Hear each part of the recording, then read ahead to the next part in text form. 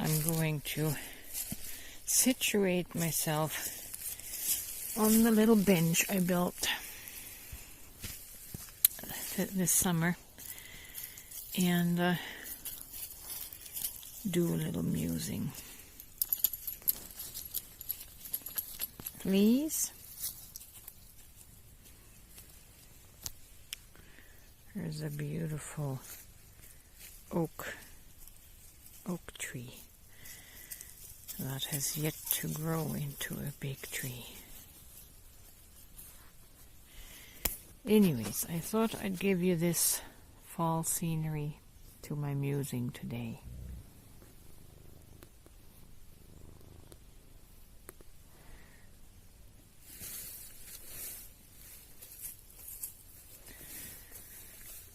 I am in an interesting experience right now, and as an awakened soul, awakened to my unconscious self and my subconscious,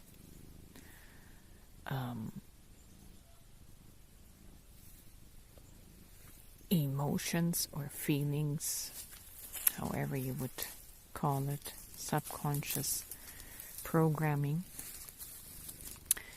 I find myself in an interesting situation. Last night I purchased a brand new laptop, and as I was going through the process, and I likened it to the process of trying to buy a new car. There's so many models to choose from that it can be overwhelming. And anyways, while I was in the choosing process, these unconscious shadows, the unconscious programming came through. And I had to... Kitty, ouch! I have to pause. When I was interrupted, I was saying some of my subconscious programming came through into my awareness as I was looking at the different laptop models. I was looking at the prices. I had one picked out that was $1,300, and then I was looking at the lower priced models of $649, and then I became aware of my subconscious programming. And it prompted me to look at myself and ask myself, how much do you value yourself? What do you think you are worth? What value do you place upon yourself, right? Do you value yourself so little that you think you're just deserving of a $600 mediocre low-end laptop? Or do you value yourself worthy and deserving of a $1,300 laptop or a $2,000 laptop? And I had to sit with that for a while at the same time confronting my fear of not having enough finances, the fear of insecurity, right? If I spend too much, I might run myself short. So I sat with that for a time, and then I made the decision that I am worthy of a brand new laptop. I'm worthy of a high-end laptop, but then I had to consider what it is I needed in the model, right? So I finally settled on a $800 laptop, And I think I'll be happy with that choice. But what it brought out, what I'm wanting to address here, is the unconscious shadow. The unconscious is 95% of our mind, of our brain, and we're not aware of it. We're only aware of the 5% of the conscious mind. And everything that we do in life is prompted and driven by the program in the 95% that is in the unawareness. So I could have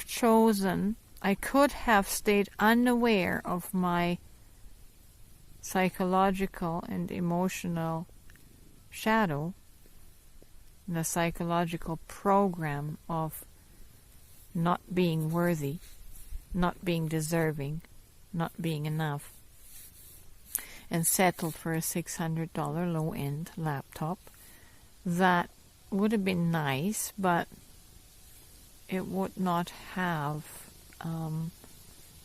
reflected my personal value. I would have deemed myself only worthy of a low-end, cheap computer.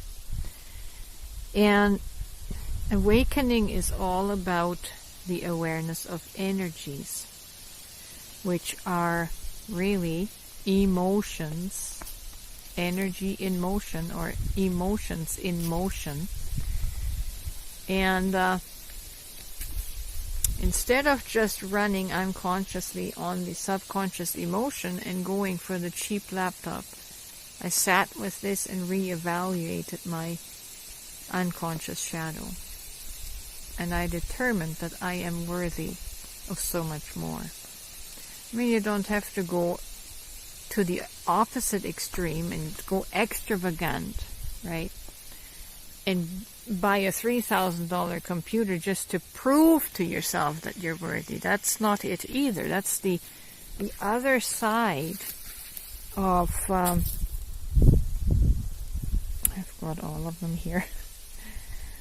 That's the other side of the spectrum.